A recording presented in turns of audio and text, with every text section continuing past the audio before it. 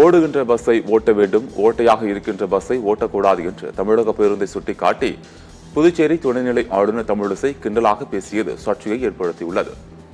புதுச்சேரி சாலை போக்குவரத்து கழகத்தின் புதிய பேருந்துகள் துவக்க விழாவில் கலந்து கொண்டு பேசிய அவர், பேருந்து ஓட்டுநர் மற்றும் நடத்துனர்கள் ஆரோக்கியத்தை கவனித்துக் கொள்ள வேண்டும் என அறிவுறுத்தினார். பயணிகளின் ஆரோக்கியம் உங்கள் கையில்தான் உள்ளது என்றும், ஓடுகின்ற பஸ்ஸை ஓட்ட வேண்டும், ஓட்டையாக இருக்கின்ற பேருந்தை ஓட்டக்கூடாது எனவும் கிண்டலடித்தார். தமிழக பேருந்தை சுட்டிக்காட்டி தமிழிசை கிண்டலாக பேசியது சர்ச்சையை கிளப்பியுள்ளது.